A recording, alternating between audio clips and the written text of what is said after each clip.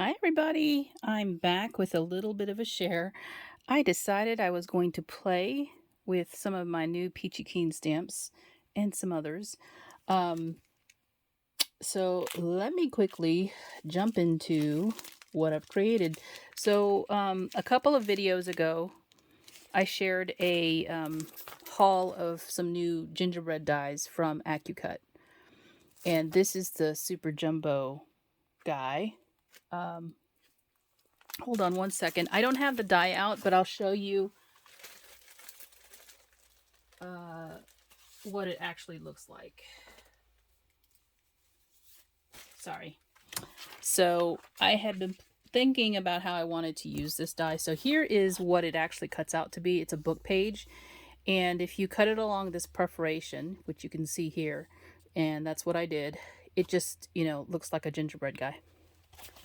So that's what I did. I took some of my rickrack that I purchased at the antique mall and used it on his arms and his legs. And I stamped the super large face from the Peachy Keen set that I purchased recently when they reopened. Not when they reopened, but when they pulled out the Jill's favorites. So this is Jill's bigger favorites, and there's 5 stamps because you get the little hair curly cue. And the face that I use is this one right here. So that is the stamp for the face. And I used different inks for this. I used this blackout detail ink from Ink on 3 to do the actual face stamping, partly because it is Copic friendly, and it's also watercolor friendly.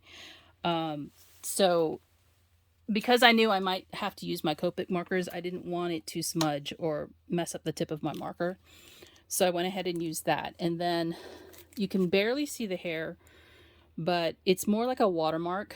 And that is this fade out ink here.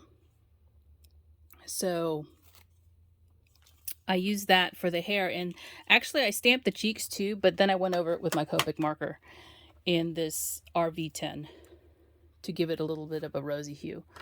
So that is the stamping I did. I also colored in the nose with a light brown marker, and I don't remember which one it was, but you can obviously tell based on the color of the gingerbread cookie that he's got a different color nose.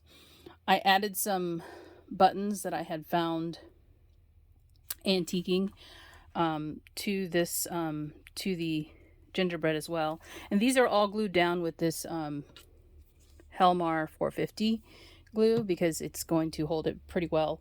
And I actually, before I glued the buttons down, I threaded it with some of this 1/4 inch seam binding that I have, because I don't like a button that's not threaded. It just is a thing for me. And then I added, this little ornament is actually one of my stitching dies that I put out last year from Paper Tray Ink, and it's the Candy Swirl. And so this is one of the projects that I created, and it's in like a candy wrapper. I added this tag here, and this tag is this reverse confetti tag. It's this one, but I shortened it. So you can die cut it one time, and then you will place the die cut piece back in here and just shorten, kind of tape it down, but tape it down a little bit further so it makes a cut on the end to make the tag shorter, because the sentiment that I have, which is from this other stamp set, where is it now? This Gingerbread Girl stamp set from the Stamps of Life. It's this one right here, Gingerbread Greetings, and it's called Girl Gingerbread to Stamp.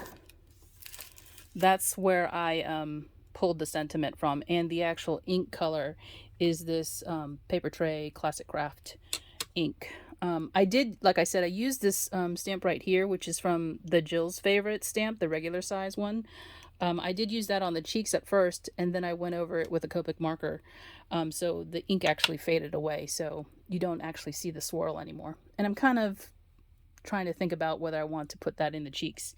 I did use the Art Glitter Dries White glue after I went over and colored the whites of the eyes with a luminance pencil in white. I decided I would do that just to see if I could get it to be brighter white, and it looks brighter to me. So I'm gonna, obviously stick with that because there's no going back now that I put the glue on it. Oh, and this is a little ginger button that I have in my stash. This is one of those vintage ones designed by Diana Markham in the 80s or 90s. I don't know when they were released, but it's one of those hand painted buttons. I just tied it on to the little candy swirl. There's another, red string here that ties this side, and I just attached it that way. So the candy is actually an ornament, and I haven't attached it yet, but it is an ornament, and I'm just going to glue it down with a glue dot so that I can gift this to another individual.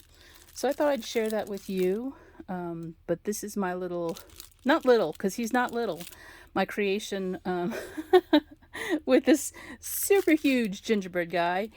But I think he turned out cute. I'm also toying with possibly inking his edges. I don't know yet. I'm kind of on the fence because I don't want to mess him up because he looks so cute now. But I want him to look like he's been baked. So I'm kind of toying with this idea that I should ink the edges. So here's the actual, if you take that ornament off, you can see the swirl on his hair. If I ink the edges, that might disappear a little bit. So I'm not sure if I want to do that just yet because I think he looks so cute. Wouldn't it be cute to have like a whole garland of these guys? Because I mean, you kind of have to. I do have a larger one. If you hadn't seen my video, this is the other one that I have that's like a jumbo. He's a different shape. And if you look at this one is very much like the shape of the Grandma's Gingerbread stamp from Diana Markham. So I'm thinking about making him into that because I've got plenty of gingerbread recipe stamps now. And it would be easy to make a heart here and then a bow tie. And then now I have the face, obviously, that I can stamp into it. So his head's a little bit smaller. So I will just have to see what face I can put in here that would be the right size for him. But I thought I'd go ahead and share that with you guys because I was excited to be able to play just for a few minutes to see what I could come up with. But anyway, that's it for now. Thanks for watching, and I'll talk to you soon. Bye.